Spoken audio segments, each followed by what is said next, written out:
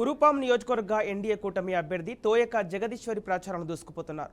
చంద్రబాబు ప్రవేశపెట్టిన సూపర్ 6 పథకాలు ప్రజలను ఆకట్టుకుంటున్నాయని తెలిపారు. ఇక ఎప్పుడెప్పుడు వైసీపీ ప్రభుత్వాన్ని గద్దెదించుదామా అని ఓటర్లు ఎదురు చూస్తున్నారని చెప్పారు. ఇక ఎన్నికల్లో విజయం కూటమిదేనంటున్న తోయక జగదీశ్వరితో మా ప్రతినిధి నరసింహ ఫేస్ టు ఫేస్. ఏపీలో ఎన్నికల వేడి రోజు రోజుకు పెరుగుతుంది. ఇటుపక్క ప్రచారాల హోరైతే మరోపక్క అభ్యర్థులు తమ ఏదైతే ఒక నియోజకవర్గ పరిధిలోని ఇంటింట తిరగడానికైతే ప్రచారం ముమ్మరం చేస్తూ పరిస్థితి ఉంది. ప్రధానంగా విజయనగరం జిల్లాలోని ఉమ్మడి విజయనగరం జిల్లాలోని కురుపాం నియోజకవర్గంలో మనం ఉన్నాం. కురుపాం నియోజకవర్గంలో ఎన్డీఏ కూటమి అభ్యర్థి తోయల జగదీశ్వరి గారు ఉన్నారు.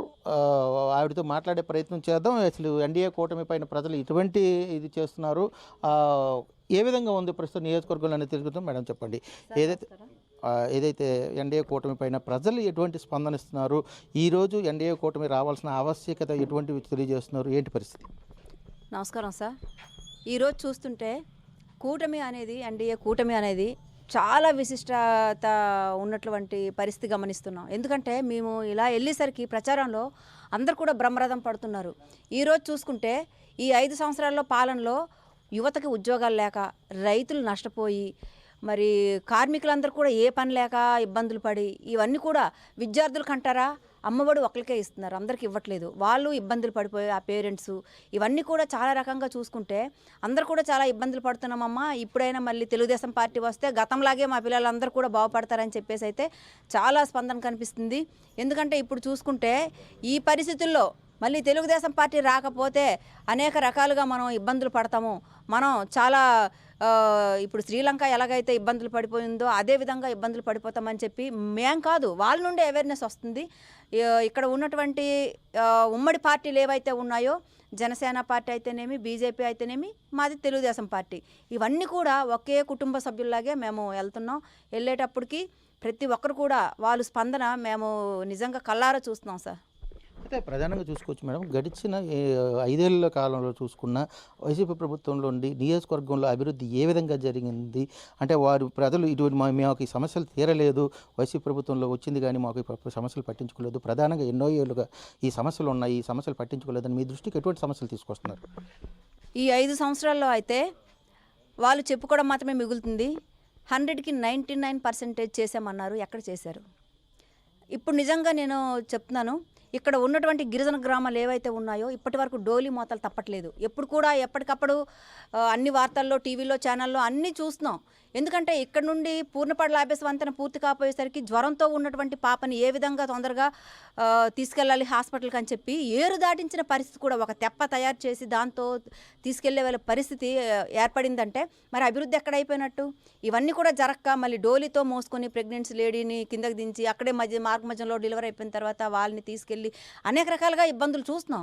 ఎప్పుడు కూడా ఇక్కడ ఉన్నటువంటి ఈ వైసీపీ పార్టీ నాయకులు ఏంటని చెప్తున్నారంటే 99% చేసేస్తే మరి అక్కడ ఉన్నటువంటి గిరిజన గ్రామాల్లో ఎందుకు ఇబ్బందులు పడుతున్నారో ఇప్పుడు సమాధానం చెప్పాలి. ఇప్పుడు మాకు కాదు, ఇప్పుడు మేము ప్రతిపక్షంలో ఉన్నాము, మాకు చెప్తే సరిపోదు. ప్రజల్లోకి ఇప్పుడు వెళ్ళేటప్పుడు ప్రజలు అడుగుతారు, దానికి వాళ్ళ సమాధానం చెప్పుకోగలగాలి. అభివృద్ధి చేసామంటున్నారు, ఏ అభివృద్ధి చేశారు, ఎక్కడ చేశారు అభివృద్ధి? సంక్షేమం అంటున్నారు, సంక్షేమం అని ఒక 10,000 ఉద్యోగస్తుడికి కూడా డబ్బులు అన్ని సంక్షేమ ఫలాలు కట్ చేసే పరిస్థితి ఉంది. ఒక కారున్న సంక్షేమ ఫలాలు తీసిన పరిస్థితి, రైస్ కూడా ఇవ్వలేని పరిస్థితిలో ఉన్నారు వైసీపీ పరిపాలన.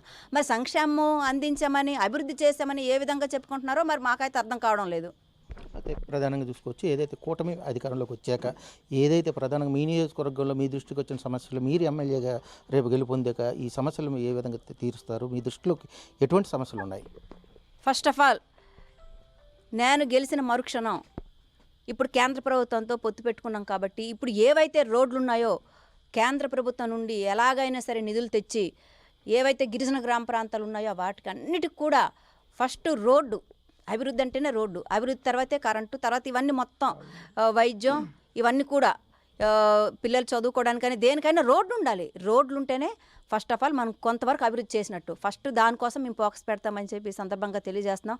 అందుకని చెప్పి చంద్రబాబు నాయుడు గారు ఒక విజన్ గల నాయకుడుగా ఉన్నారు కాబట్టి ఆయన మరి ప్రధానమంత్రి మళ్ళీ నరేంద్ర మోదీ గారే అవుతారు.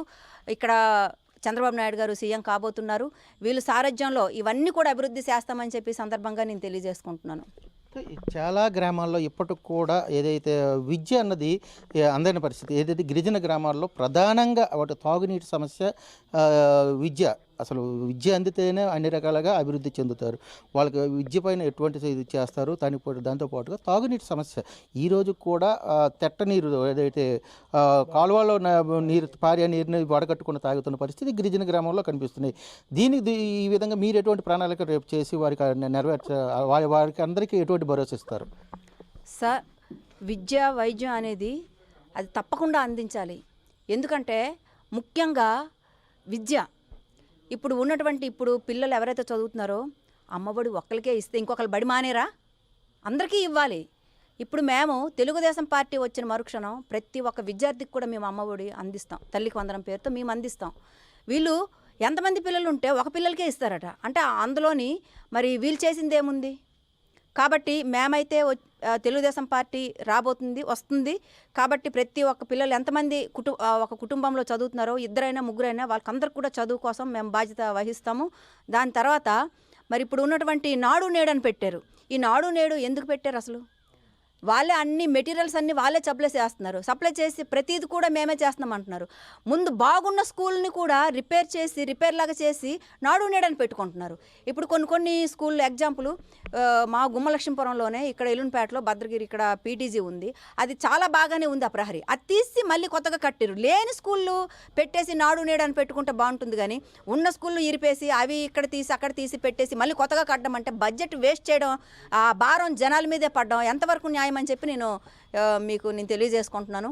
ఎందుకంటే ఇప్పుడు ఉన్నటువంటి ఈ పరిస్థితుల్లో పిల్లలు చదువుకోవాలి అంటే ప్రతి ఒక్కరికి సమానంగా చూడాలి. వాళ్ళకి ఏంటి సదుపాయాలు ఉన్నాయో అవన్నీ కూడా సక్రమంగా మెరుగుపరచాలి. వాళ్ళకి స్కూల్కి సంబంధించి బ్యాగులు, బుక్స్ ప్రతి ఒక్కటి కూడా అన్నీ కూడా సక్రమంగా సమకూర్చేసి పిల్లలు చదువుకోవడానికి ఏ విధంగా వాళ్ళు యాక్టివ్నెస్ని పెంచాలి మనం అనేది మనం చూసుకొని ముందుకి సాగితే బాగుంటుందని చెప్పి నేను నా అభిప్రాయం తెలియజేస్తున్నాను.